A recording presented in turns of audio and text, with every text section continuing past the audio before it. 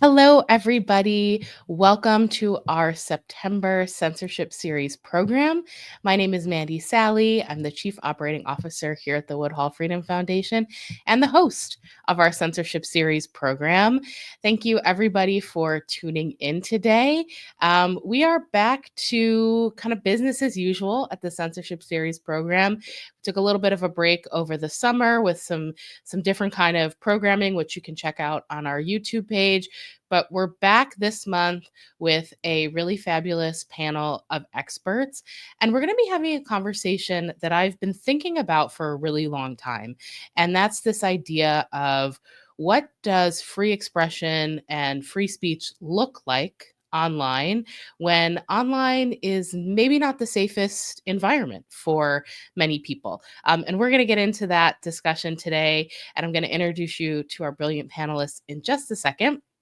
But before I do that, a few tiny little housekeeping things. As always, this panel will be posted to our YouTube page in the coming days. So you don't need to be furiously jotting down notes. You can just listen. You will be able to watch the replay at your leisure. And of course, share all the fabulous information you learn with all of your friends and family from that YouTube page. I will also be sending out a follow-up email with any of the links or resources our panelists mentioned today and information on how to connect with them and their work. So stay tuned to your inboxes for that. Again, you'll be receiving that in the next couple of days. Also, please feel free to make use of that Zoom chat. Would love to hear your thoughts, questions, and reactions to what we're talking about today. So feel free to drop those in the Zoom chat, as well as introduce yourself. Would love to know where you're tuning in from today and who you are. So feel free to put that in the Zoom chat. That information will, of course, not be shared publicly. That's just for folks joining us live on Zoom today. So last but certainly not least, I want to invite all of you to join something we've launched recently at the Woodhull Freedom Foundation called the Vanguard Society. The Vanguard Society is a group of monthly donors who support our work on an ongoing basis. The Vanguard Society members are really instrumental to keeping us successful and keeping us going here at the Woodhull Freedom Foundation and allowing us to create really wonderful free programming like this to share with all of you. So I'm going to drop the link to join the Vanguard Society in the chat. You can also head over to woodhullfoundation.org/donate to join. Okay, that's enough rambling from me. Let me introduce our wonderful panelists, starting with Victoria Vilk. Victoria is the Director of Digital Safety and Free Expression at PEN America. She is also the creator of the organization's Digital Safety Program, which equips writers and journalists with online abuse self-defense training and resources, partners with media organizations and publishers to strengthen protections for writers and journalists, and conducts research and advocacy on platform accountability. Thanks so much for being here, Victoria. Next up, we have Leanna Garfield. Leanna is the Senior Manager of GLAAD's Social Media Safety Program, where she uses mixed methods research to illuminate trends in anti-LGBTQ hate, harassment, and disinformation online. In this role, she consults with major social media companies on trust and safety best practices and designs practical digital safety resources for marginalized communities. Thanks for joining us, Leanna. And last but certainly not least, we have Jasmine Matani. Jasmine covers data and technology for the 19th, an independent nonprofit newsroom covering the intersection of gender, politics, and policy. Her work revolves around core themes of information, access, and gender-based violence and privacy. So like I said, absolutely stacked panel today. So for my first question, Leanne, I'm going to start with you. We're discussing how safety online today impacts free expression. And I want to talk a little bit about how safe or unsafe certain online spaces are, today. And so I'm wondering if you could tell us a little bit about GLAAD's Social Media Safety Index, what it is, and what you all found. Sure, and thanks for having me. So in May, we published the fifth annual Social Media Safety Index, which is GLAAD's report that measures LGBTQ safety, privacy, and expression across six major platforms. That's YouTube, TikTok, X, and Meta's Facebook, Instagram, and Threads. And we do that by analyzing their public facing policies across 14 LGBTQ specific benchmarks. Things like, do users, have control over how companies use or infer data about their sexual orientation or gender identity? Do platforms have policies in place to protect LGBTQ people from harassment? And are they transparent about how moderation decisions are made? And the reality of what we found is that year after year, they are all failing. This year, no platform actually scored higher than 60 out of 100. And hate harassment is still definitely, widespread, while queer creators often find that their content is restricted, demonetized, or taken down just for being visible. And I think that creates a real imbalance. That kind of abuse slips through while LGBTQ voices are getting silence. And the last thing I'll add is that this isn't just an LGBTQ issue. It's really a litmus test for whether these companies are protecting any one group's ability to speak freely online.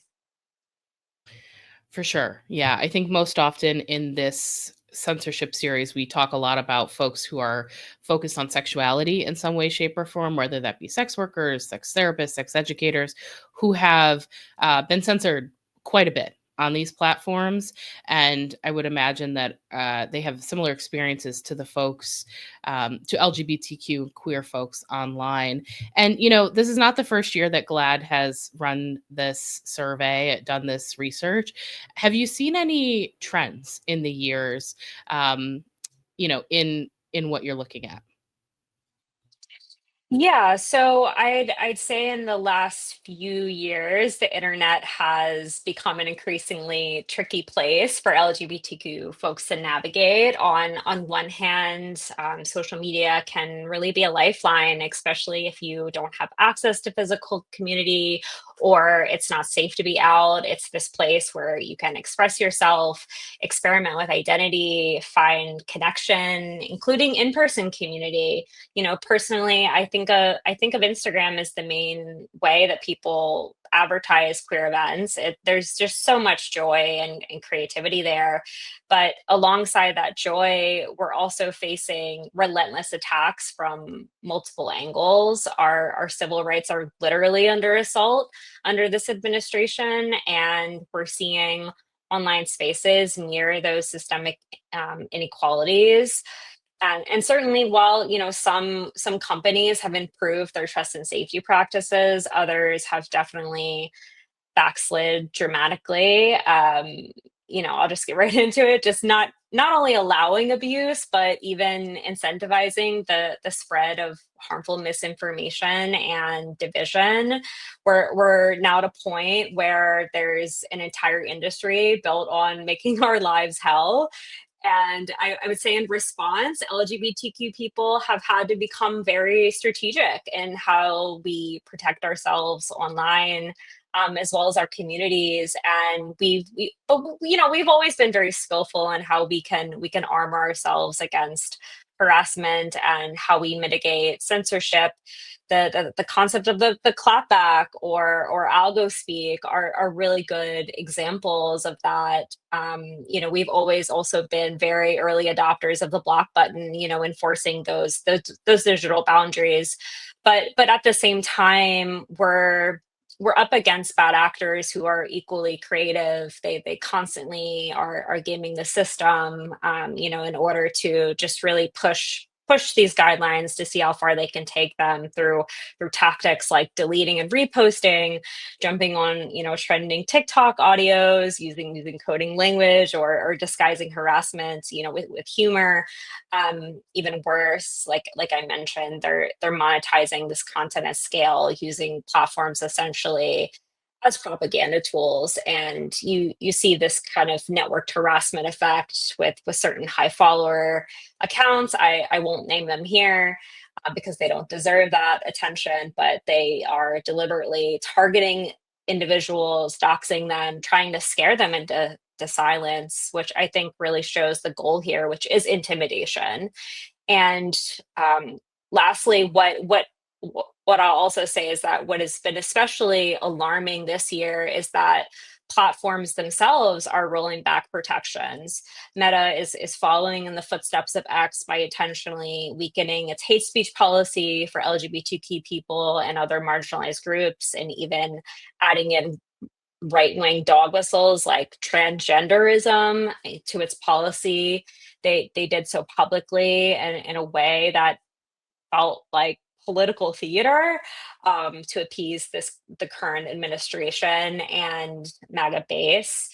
Meanwhile, other platforms like YouTube and LinkedIn have quietly removed protections for trans people, hoping that no one would notice. So if I step back, the trend I see is that online spaces have become openly hostile to the mere existence of LGBTQ people, especially trans and gender nonconforming folks. Platforms are no longer just neutral connectors. Too often they've become tools for harassment and political propaganda, and that's deeply concerning. Yeah, for sure. Victoria and Jasmine, I saw you both nodding your head at various points when Leanna was talking. Is there anything you wanted to add here? I think Leanna is spot on. We'll get into it more as we go, but sadly couldn't agree more that what we're seeing is actually a backsliding, and that platforms are deliberately pulling back on policies and product design changes that many of us fought for years, finally thought we were making progress on, and then with the advent, not even the advent of this administration, it started before, but it accelerated under this administration. There's been an enormous amount of backsliding, and it's really disheartening and infuriating. But I'm sure we'll talk more about that as we go. Yes. We've got a lot of rage to talk about, or at least I do. I'll speak for myself. Yeah, okay, Victoria, you too. Okay, good. I'm glad I'm not alone in all of that. And I just want to make a point. I don't know if people know this, but there are a lot of groups like GLAAD, like Pen America, a lot of other civil rights, civil society groups that have worked or tried to work very hard alongside a lot of these big tech, big social media platforms for a really long time to advise them in best practices, to advise them on a lot of these issues, right? Because these folks might be experts in tech, doesn't mean they're experts in handling hateful speech, right? Or safety and all of these things. And so I don't know that the average user understands the amount of time and effort that a lot of people globally have put in to helping these platforms, often not being compensated for that labor, right? And so I would imagine, and this is just an assumption on my part, but probably a safe one, that it's incredibly frustrating to see all of that labor, all of that effort just ignored. And, the way that they're behaving today. Yeah, Yep. and I just absolutely, yeah, and I want to add one thing too, which there's also this tension within these really large companies as well, right? There's ideally, there's an entire trust and safety team that's like dedicated to these issues. And it's been a very difficult year for them. I think Casey Newton had this piece a couple of years ago that was like, did we reach peak trust and safety? Now the CEOs of these companies are firing those teams completely. That's what we saw happen with X. Um, and we've seen the consequences of that on the platform, and also or publicly throwing them under the bus. So I think there is also this really big tension within companies, where there are these people who are very dedicated to doing the work, and they are being tossed to the side or made into political scapegoats. I just want to jump in and corroborate what Jasmine was saying, because actually what Mandy was saying. So we have probably spent the last 6 or 7 years working behind the scenes with a lot of the major social media companies, um, on policy and product design changes to better protect users from hate, harassment, and threats while protecting free expression, which is the mission of our organization. Right? We are a free expression defense organization. And there was a stretch of time when we were making a lot of progress. It wasn't perfect, but we had many people on the inside of these companies, exactly the trust and safety folks that Jasmine's referencing. Some of them are on human rights teams, some of them are on civil rights teams. They have different kind of names for these teams within each different company, but those folks were very passionate, very committed. It wasn't easy for them within their companies to try to be pushing for change, but they were trying.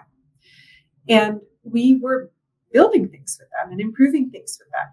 And most of the folks that I developed relationships with and that my team developed relationships over these last 6 or 7 years have lost their jobs in the last year. Some of them are still at the companies, but their teams have been radically and dramatically reduced. So their bandwidth to meet with us, talk with us, do things with us has declined, but also you can tell the appetite within the companies. Not all of them, they're not all exactly the same, but for the most part, the appetite within the companies to collaborate with civil society and other groups to actually staff these teams has dramatically dropped. And so, it's beyond frustrating, but it's also indicative of the kind of the way the landscape is shifting, which is what I'm going to sort of started us off talking about. Yeah, sounds very similar to what's happened in the federal government over, the past several months since Trump took office again. And so we know that like hostile spaces online don't always stay online. And Victoria, I'm going to head back to you because, you've researched and written extensively about online abuse and trained journalists about how to protect themselves. And I'm wondering if you could tell us a little bit, and I'm sure we could do an entire program on this, so it might be unfair to put this into one question, but could you tell us a little bit about what you've discovered about online abuse and how that impacts free expression offline? Yeah, absolutely. It's one of my favorite subjects. My favorite subjects, I mean subjects that make me want to scream. But something I think is incredibly important. I'm so glad you're asking. And I will just say I'm really glad to be here with all of you. So thank you for having me. I think one of the most pernicious myths that I have found in all the years I've been doing this work is that it's getting better, but that there's still this kind of bizarre notion that online is not IRL, but it's not real life, which doesn't make any sense to me. Because first of all, we know even before the pandemic, but certainly what happened during the pandemic is that so much of our personal and professional lives is now completely intertwined with digital spaces and with the internet, right? We do our work through online spaces. We're talking right now through online platforms. We socialize, we publish, we promote, etc. So our lives are very much the digital and the physical is totally intertwined. But the other thing is that impacts of online hate harassment are, completely intertwined with our physical lived reality. And what I mean by that is, for example, even if the attacks you're facing are strictly in the digital sphere, right? Let's say somebody hacks into one of your accounts, a social media account or a bank account. Somebody impersonates you, right? Or like locks you out of your accounts, right? They're impacting your ability to do your work, to make a living, to communicate with people you care about and love, and potentially damaging your reputation and reducing professional opportunity. And that's in the context where it stays in the quote unquote digital realm. But a lot of the digital tactics that we see used against people are actually endangering them in the physical realm. So if somebody publishes your home address or tells people where your children go to school, right, with an image of what your child looks like, if somebody swats you, they send a fully armed SWAT team to your house. These are things that put people's physical bodies and physical lives in immediate danger. And all of this stuff has an enormous impact on people's psychological well-being, right? And our psychological well-being has very real physical and health ramifications on our bodies, right? And so because of all of the impacts of these tactics, online abuse and online, threats are incredibly effective strategies to intimidating people into self-censorship and silencing people from expressing themselves, doing their work, etc. And what we know is that not everybody is being targeted in the same ways or for the same reasons. people are disproportionately attacked for their identity and their profession, and often the intersection of those two things. So by identity, Leanna talked a lot about this, but LGBTQ folks are particularly under attack. People of color, women, folks who belong to religious and ethnic minority groups are disproportionately under attack, but also profession, right? So if your job, if you're a journalist or a writer, a scholar, or any number of a political figure, if your work requires you to have an online presence, then the more visible you are, it's like a catch-22. The more visible you are, the more likely people are to find you and to attack you, especially if you belong to one of these identities, because people don't necessarily want all of these folks to have a voice and to be heard and to make their thoughts and feelings known. And so where I'll end is that one of the things I want people to understand about online hate and harassment is that while certainly there are many contexts in which it is what I would call, quote unquote, interpersonal, right? It might be in the context of intimate partner violence, or it might be in the context of two colleagues having a beef online. A lot of the time, it is much bigger than that, right? It is made to feel individual and personal, but it is actually part of an entire set of tactics and strategies that is trying to suppress the voices of particular groups of folks, particular individuals in society, because another group of folks doesn't like what they have to say, it doesn't like what they represent, and doesn't like the changes that they might be trying to make in society. Yeah, thank you for that, Victoria. And, Jasmine, I really want to hear from you because you are a journalist. You're covering data and technology and writing about all of the issues we're talking about. And so I wonder if you could speak a little bit to any impact you've observed about free expression and online journalism, sort of dealing with all the issues we've been discussing in our program so far. Yeah, absolutely. So, two things come to mind, and there are plenty of examples that I can bring from my reporting, but specifically when it comes to doing journalism online in this day and age, we are seeing global attacks on press freedom, right? Countries are jailing and killing journalists with impunity. The top killers of journalists last year, according to the Committee to Protect Journalists, was Haiti and Israel, which of course kills many, many, many journalists in Gaza, where also international press are not allowed. The way I see that kind of interacting with online stuff is that's the main way people get news. And now many of those videos are being flagged as sensitive content. They're limited. This is something where there is things that are relevant to news, but they are violent, can be flagged and taken down. And there aren't always carve outs for newsworthy material. We actually did see this happen earlier this year with Blue Sky, where there was this sort of viral video of something that was happening at the uh, at HUD, where there was a video, explicit deep fake, explicit in some ways, perhaps not in like the legal sense of explicit, of Elon Musk and Donald Trump, was shown on Blue Sky, was shared because it was part of a hack on a federal building. And Blue Sky initially took it down because they were like, this is non-consensual intimate imagery, and did not necessarily recognize the news value of sharing that. They did reverse course and reinstate it, but that kind of shows this tension between like protecting people and then also what is newsworthy. And similarly, when there are like graphic images of war, right? Social media is the tool that many people have in order to share these. um and one thing I'll say about my personal content too is I write stories about things like abortion, about sex workers. I've been covering a lot of age verification laws that have to do with also known as porn identification laws.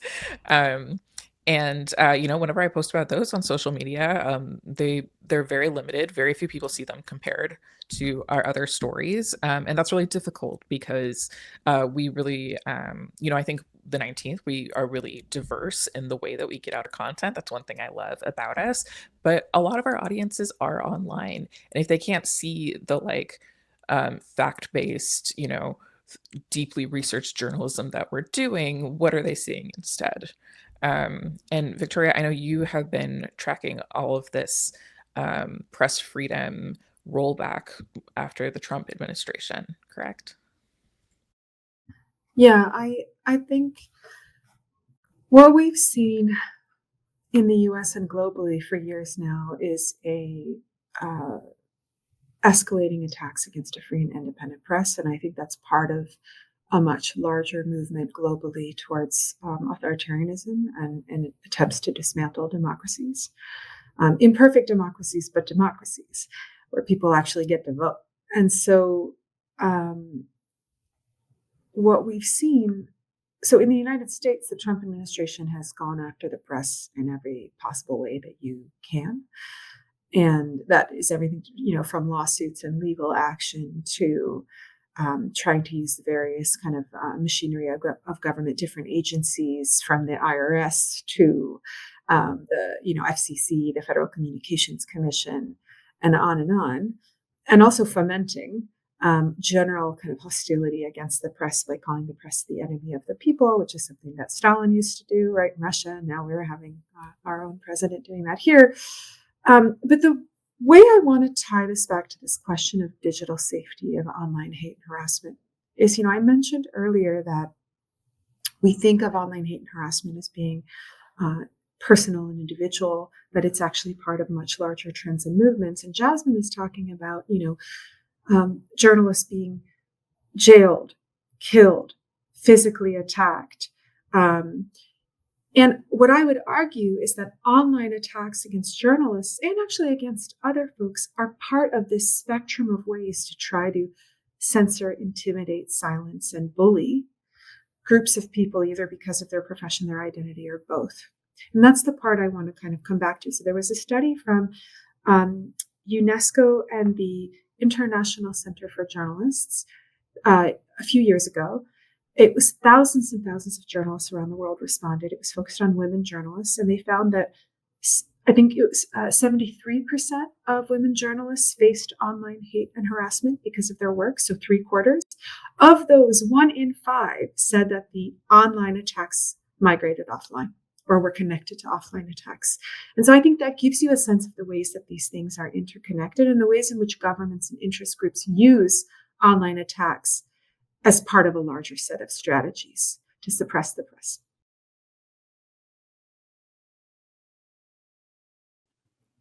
Thank you for sharing all that information, Jasmine and Victoria. This conversation is not about the press, but I think it's really important that we're talking about that, um, and how these things are connected. And as consumers, I think it's important that we support the press and support journalists. And one of the ways we can do that is by paying for our media, right? Or reading from media that we trust and has really good journalistic staff. But that is a tangent. Um, so I'm going to shift gears a little bit here. And, one of the things we talk about a lot in this series is legislation and attempts to regulate what's happening online. There's a lot of conversation about legislation to make the internet safer. But Leanne, you mentioned it at the beginning of our discussion today that, platforms seem to be moving a little bit more towards the right. They're not as concerned with safety as maybe our legislators are um, hoping that they might be. They're rolling back hate speech protections. And so I wonder how this actually impacts users from communities that are vulnerable online, particular communities that have been targeted by the current administration. I'm thinking specifically within the LGBTQ umbrella, trans and gender nonconforming people who have been really, really targeted pre-Trump and post-Trump. Could you speak to that a little bit?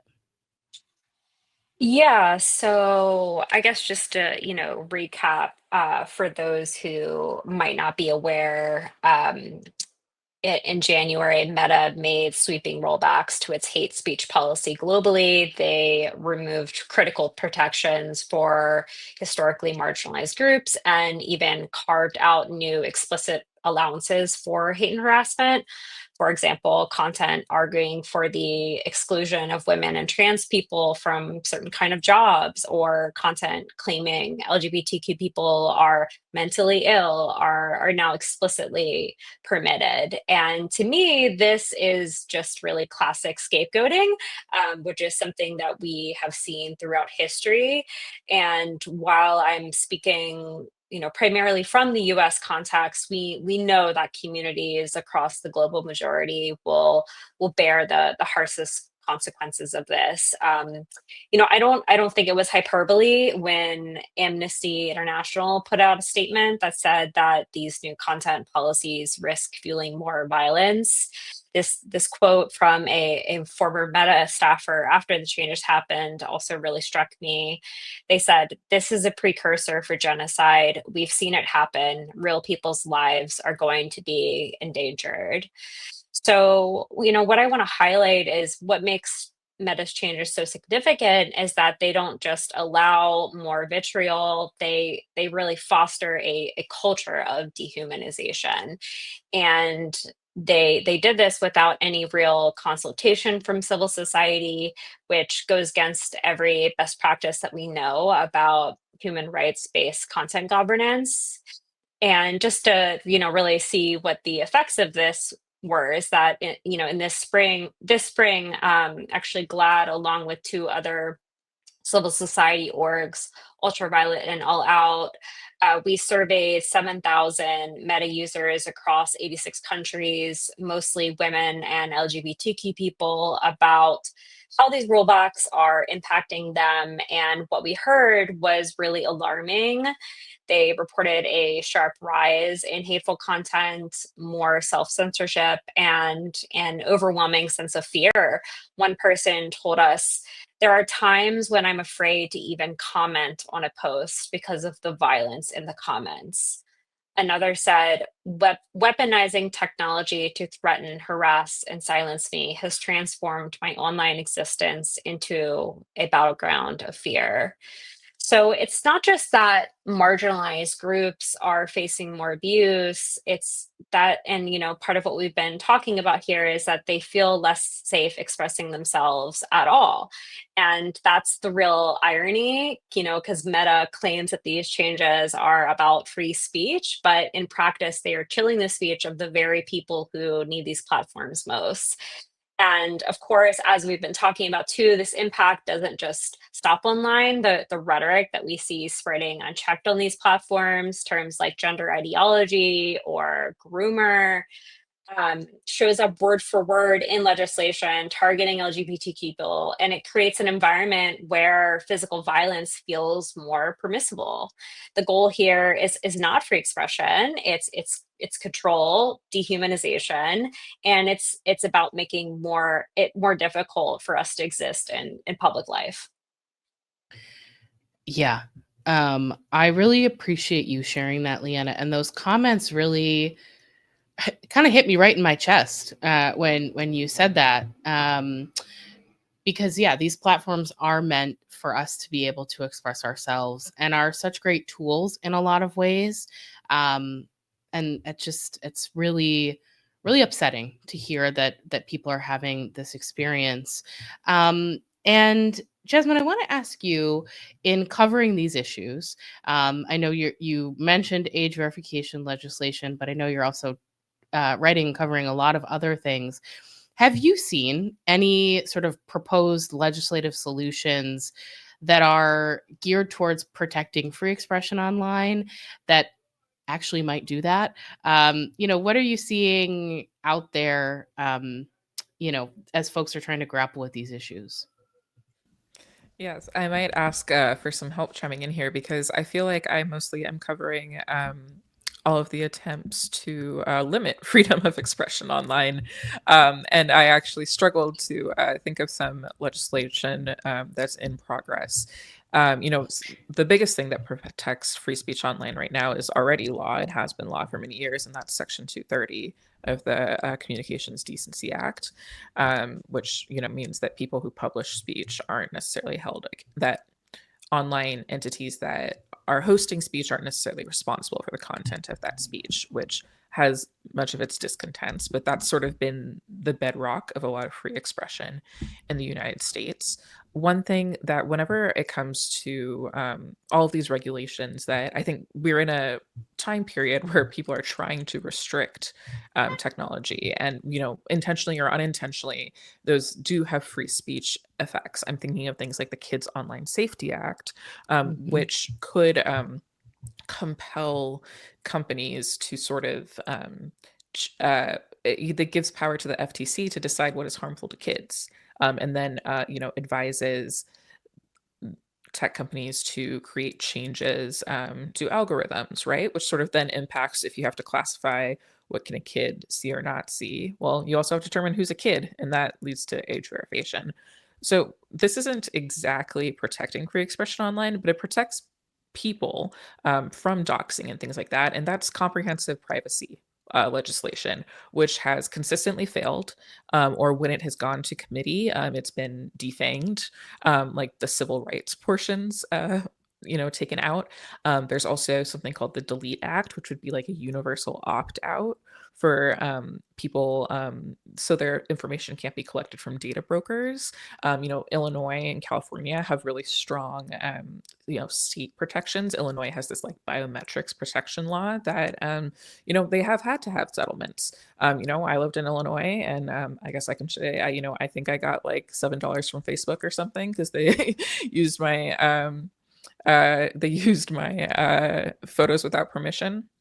And those are the things that I'm thinking that protect free expression, because they protect people both online and offline. It's like data sovereignty, which is what is really important as well, and not really a concept we have in the United States versus places, like the EU, where they have GDPR. Yeah, the landscape legislatively is very different depending on where you live, particularly if you're outside the US. Leanna or Victoria, anything you want to add to that question? Anything we forgot? Yeah, I actually want to build on what both Leanna and Jasmine were saying, because I think they're connected. And here's what I mean. Leanna was talking about how social media companies, particularly in the last year, have been essentially weaponizing the idea of protecting free speech as a disingenuous screen to try to prevent and reduce regulation and roll back regulation. And I want to be really explicit here. So, and using LGBTQ folks and immigrants as like the sort of like sacrifices in order to be able to do that. And what I mean by that is there are efforts across the United States, sometimes at the state level, more rarely at the federal level. And there are many efforts in Europe, in Australia and Brazil and other parts of the world to regulate largely American-based social media companies, although not only American social media, and not just social media, tech companies, right? Obviously, tech companies don't want to be regulated because that's going to impact their bottom line. They claim that they do, but in practice, they actually don't. And there is a reason why all of the major tech company executives were in the front row of President Trump's inauguration, right? They were there because they thought, oh, now there is an ally in the White House. If we appease this ally, perhaps this ally will be able to not only block regulatory efforts in the United States or advance efforts that are favorable to us or less unfavorable to us, but maybe he'll even help us roll back some of the regulatory efforts in other parts of the world, which is what they want. And so in order to appease him, they were like, oh, well, the Trump administration has made it very clear that LGBTQ folks, particularly trans folks and immigrants, are a target.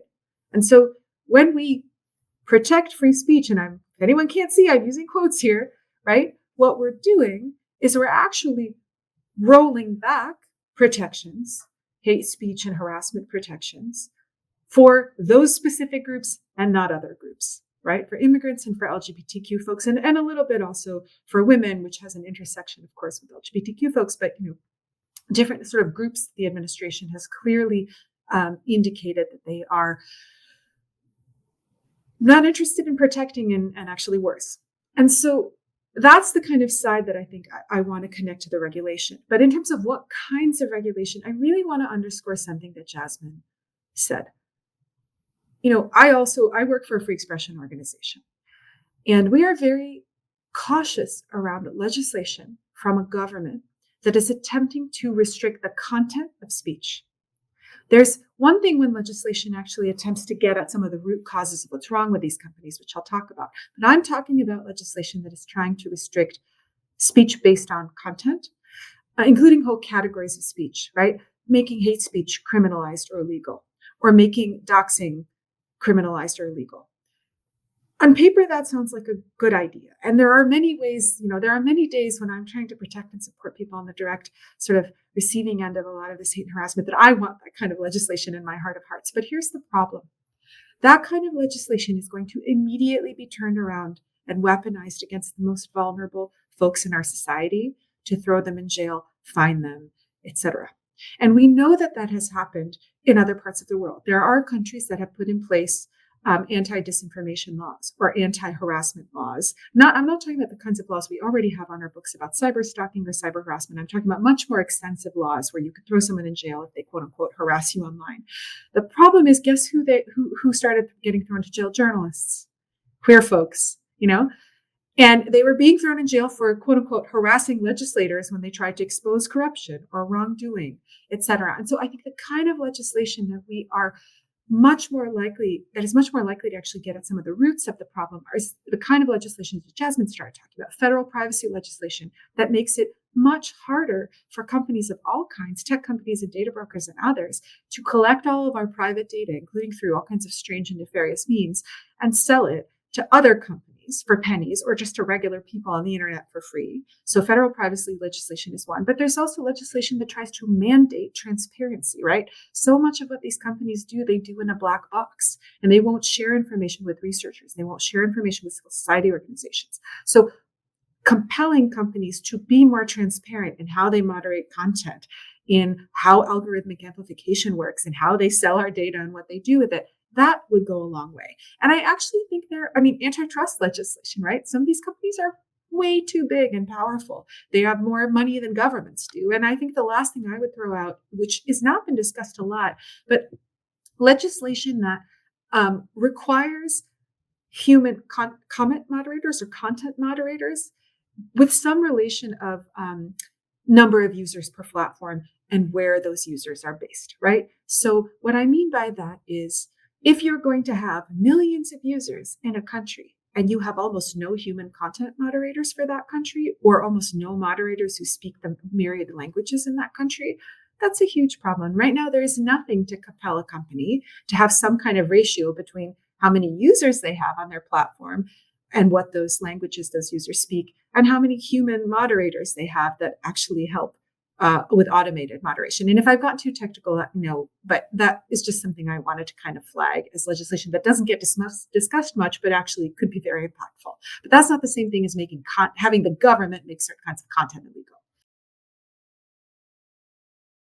So I just really want to add a big +1 to what Victoria just said, is that this is really a geopolitical issue where also these billion-trillion-dollar companies are essentially acting as de facto governments.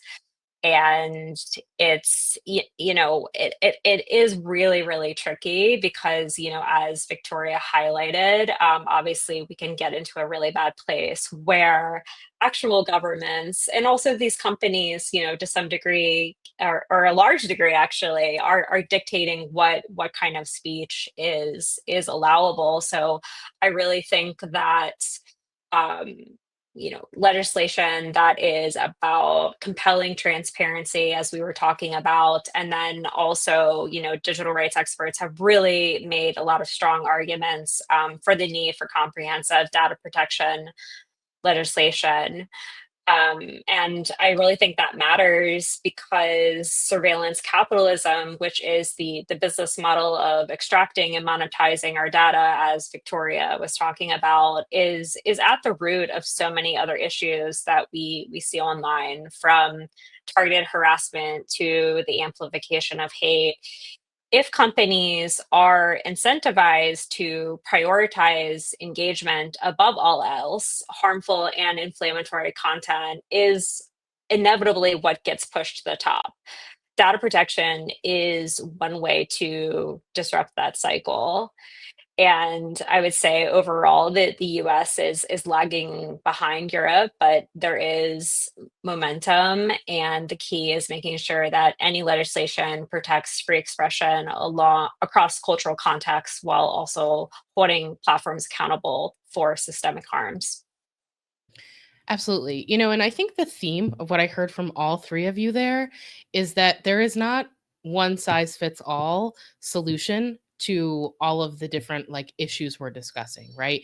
There's different kinds of legislation, there's different things we as users can do to protect ourselves. I'm not saying it's our responsibility as consumers to protect ourselves on these platforms, but I think sometimes our politicians get caught up in these like designing these massive bills that do have free speech implications and are not going to solve all of the issues. But I do have a question for each of you, and that is, what are the tech platforms' responsibilities here, right? Like, what responsibility do they have to protect users from harassment and to protect free expression on their platforms? Is that their job? How do you see their role in that? And Jasmine, I'd like to start with you. Well, I think all these companies, have obligation to follow civil rights and human rights at a really base level. And this is maybe a little bit more technical than what you were getting at, but I think also sort of like interpreting their policies in a way that doesn't scapegoat groups that are marginalized or vulnerable. I'm thinking of this example of this article that I wrote about an oversight decision from, Meta's oversight board, which sort of is this outside, quasi-independent group that like weighs in on moderation decisions from Facebook and or Meta products. And Leanna actually talked to me for this article. They ruled, that there was a video of a transgender student athlete that was, that misgendered them, had the minors, age and name. And the oversight board, the majority ruled that um, this girl was exempt from the bullying and harassment because she was a celebrity. And why was she a celebrity? Because she had engaged with her own fame by competing in a state level championship. I think that makes very little sense. Basically, you were saying this person, because she is trans, because of her identity, is exempt from bullying because she's a celebrity, because she's notable just because of her identity. And I think of that is one thing where it's like they're following the letters of these sort of protections that they put in place. And then how is that actually that turns into harassment while trying to safeguard the free expression of, as a theme on this panel, only certain people. And another thing, and then I'll pass it on, is I'm just saying, what do people who are harmed want? I think is a really big way to think about these policies. I know the Take It Down Act has been like pretty controversial, but it has a takedown provision for people who have been victims of non-consensual intimate imagery. And that's because the number one thing when I talk to people in my research, when people have been, in my reporting, when I talk to advocates, the number one thing people want is they're like, I want the harassment to stop and I want the images gone. And tech companies weren't doing that. And so I'm thinking about like, what do the people who are harmed, the people who are the most vulnerable to harassment, what does safety look like for them? And that's when it's engaging with these outside groups like GLAAD, like Pen America. Can these companies make like informed decisions? And I'll pass the mic on. I actually think the question of responsibilities is challenging, but not because I don't know what their responsibilities are, and I'll explain what I mean. I think there's what are their responsibilities in a kind of philosophical and ethical sense. And then there are what are their mandated regulated responsibilities. And what I mean by that is, when a lot of these social media companies and tech companies started, they had slogans like "Don't be evil," right? I think it was Google's slogan, and like that they're there to connect the world. And when they were operating from that posture, and it was always a posture, but at least there was a pretense, right? You could go to them and you can say, "Look, you want to have a product or a platform that is not doing harm. You have made it very explicit that you don't want to do harm. So let's sit down. What policies can you build that protect some of your most marginalized and disproportionately targeted users? Product, right? How do you build tools and features that help proactively reduce exposure to hate and harassment, reactively deal with it when it happens, and accountability measures that actually, create some consequences for individuals or accounts or groups who are engaging in conduct or speech that violates platform policy, right? You could talk about the importance of having human moderation complement automated moderation, because machines are only so good at understanding the nuance and the context of human, discussion and interaction when they're trying to moderate content. You could have all of those conversations, and it's not as if the companies were doing all of those things, but you could actually try to make progress on particular aspects of those problems while understanding that there were much deeper underlying problems like the surveillance sort of economy that fuels these companies' profits. However, I think the pretense is gone now. I think there are still some tech companies and social media platforms that are trying to kind of stay within the language of being pro-social or doing good. But I think Meta, Google, certainly X, I don't think they're pretending anymore. And so I think the question is like, what are their responsibilities? Well, who is asking, right? Like, is it what do they think their responsibilities are, or what do we think their responsibilities should be? And I think that's where we end up back in the kind of question of regulation and also activism, right? Like people power, because cigarette companies and oil companies and car companies are not, they're not going to regulate themselves or reduce harm without being compelled, either because of kind of revolt from their consumers or because of regulation or both. They are not necessarily operating often from a place of what is our responsibility to promote or support humanity or society. And maybe maybe I'm being a little bit cynical or kind of pessimistic there, but it's hard for me now to see a lot of these larger tech companies, particularly the AI companies that are just exploding, right? Seeing them thinking hard about their responsibilities to society. Yeah, I think sometimes it's a question of priority, right? And what these companies prioritize, and their priorities are making money. And, um, so user safety and whatnot seems to be not as important to them. But Leanna, do you want to weigh in on this question before I move us on? No, I really think that Jasmine and Victoria hit all of the important points. Cool. So then I'm going to start with you for our last question. I think we all could have talked to each other for like 4 hours. So I appreciate you all packing as much information as we can into this short program. But my last question is the action question, right? Like, what do we as users, what can we do on these platforms um, to either push platforms to be better in their practices or potentially protect our own free expression? What are your thoughts on our role and what we can do? And Leanna, I'd love for you to kick us off. Sure. I think there are a few ways we can try to hold platforms accountable. I think at the broadest level, civil society needs to build stronger coalitions across regions, across different sectors, so that we're not working in silos. Collective action is where we actually have power. And I think it's also important to start imagining and supporting alternative models like public interest or community owned platforms where power isn't concentrated in the hands of a few billionaires. There's been a lot of like conversation around this concept of digital oligarchy, which I think is really the moment that we're in right now. And for individual users, there are two real points of leverage that I believe we still have, which is our attention and our data.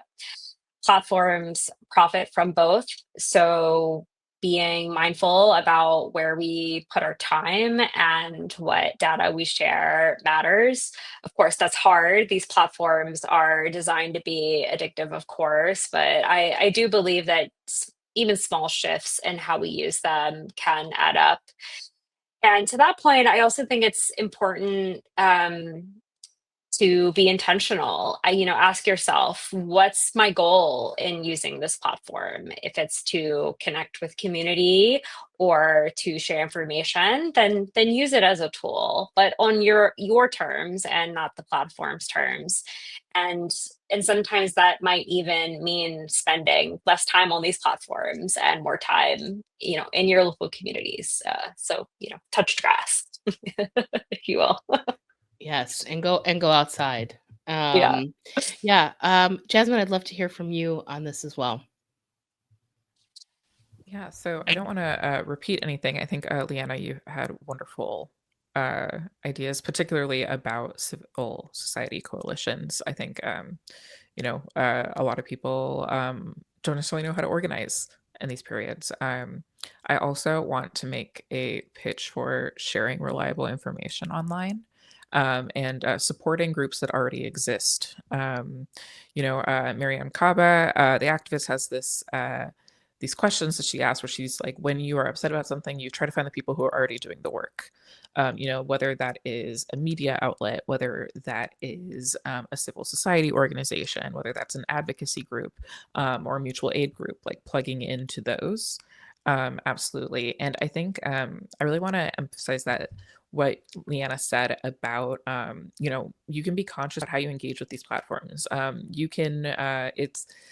You have power over your data. There are, particularly if you are concerned about your safety online, right? I'd recommend there's a couple of tools that I've used, things like things that keep you safe from data brokers. Unfortunately, a lot of these are paid, but it is, unfortunately, like kind of necessary step when you're being more vocal online because as we've seen many of these companies won't protect you, especially if you're marginalized, especially if you're queer.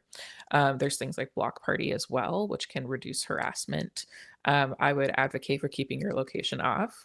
Recently, we saw, Instagram debut a new feature that like doxed millions of people, which is very scary. And also, if you don't see people writing about it, get involved in journalism organizations, get involved in indie media. I was never trained formally as a journalist. I was lucky enough to just kind of like find some people that helped me figure it out. But you don't need to have like a fancy degree to go and to create a more diverse, like enriched, fact-based media ecosystem. And the reality is, if I write, and I can write the best article in the world, and someone and your friend, your parents, your family are going to believe you when you share it more than me when I sort of skeet it into the void. 100%, and I appreciate that. And there are a couple really good guides about how to keep your like self safe online, put out by folks like EFF that I will link to in the follow-up email. We can all have better cybersecurity habits, I think, for sure. Okay, Victoria, anything you want to add to sort of take us home before I close out our conversation today? Yeah, I think that Jasmine and Leanna really well covered kind of what you can do as a citizen to advocate for yourself and to put pressure on companies, and offered some really good tips on staying safe. I wanted to just round those out a little bit. I'll offer maybe three, and then I can kind of wrap up. So first, I would say put locks on your most sensitive online accounts. What do I mean by that? I mean, sit down for a minute, make a list of your top 10 most sensitive accounts. I'm talking about all your social media platforms, the email addresses that you use, banking, potentially health, right? Health records and things like that. Make that list. It might be more than 10, but start small. You don't have to do everything at once, and put 2 locks on those accounts. What I mean by 2 locks is, one, put a long, complicated, unique password and don't reuse it everywhere. 2, turn on something called multi-factor, two-factor authentication, which will basically have a code get sent to you before you can enter an account if the device doesn't recognize where you are trying to log in from. And I really think about it as 2 locks on your door, right? If you, most of us don't leave our houses and leave our doors open or unlocked, and you don't want to do that with your most sensitive online accounts either. So that's one thing. 2, I think Leanna covered this a little bit, but trying to start creating some space between your personal persona online and your professional public facing persona online. And so that means being very mindful about which accounts you use for which purposes, and really being careful about the settings on those accounts so that they're more public or more private, depending on how you want to use it, and being mindful of the kinds of information you share, right? You may not want to have a public account where you take a picture outside of your home where you can see the address, right? The street name or the building number, because that happens all the time and people will find that information, let alone, obviously, having your location visible because of the settings on the platforms. And I would also say, take a minute, if you can, to educate yourselves about some of the existing features that platforms do actually have. We talked a little bit about blocking, muting, restricting. There are others that can actually, reporting, right, that can help you protect yourself when you are under attack. And the things I'll close out with, which are not safety tips, but they are something a little different, is to say a few things. One, if you are under attack online because of who you are, how you look, and what you do, it is not your fault. Hate and harassment is often meant to make you feel shame and guilt and to make you kind of self-isolate, right? Whether it's online or offline. And remember that it isn't your fault. And remember that you're not alone. Unfortunately, this is happening to so many of us. And we often don't know that we're not the only ones having this experience because it feels so isolating. And the last thing I'll say is we deserve so much better than this. We deserve online spaces that are so much richer and more diverse and less hateful than the ones that we have. And I think all we can do is continue to demand better than what we've got. And I attribute that as a very paraphrased version of something Lindy West said. So I can't take credit for it. We deserve better. Victoria, I think that was a really wonderful note to leave us with. And I thank you so much to all of you for being here. I learned a whole lot and I'm feeling fired up. So thanks again. All right. Thank you so much to Victoria, Leanne, Jasmine. I learned so much. And I know this discussion wasn't specific to sexuality or sexual freedom, but all of these issues are really important and crucial to the work we do at Woodhull. And so I really appreciate them all lending their time, their voice, and their expertise to this panel. Folks who are still here, thanks so much for joining. I hope you learned a lot from this program. Again, this will live on our YouTube page. You can share it, you can rewatch it, and I will be sending a follow-up email with lots of really good information and links that I hope will be useful to you. So thanks again, everybody, and I will see you again next month for October's program. And if you want to watch any of our past programs, they are all saved in the Censorship Series playlist on our YouTube page. So thanks, everybody, and I will see you next month.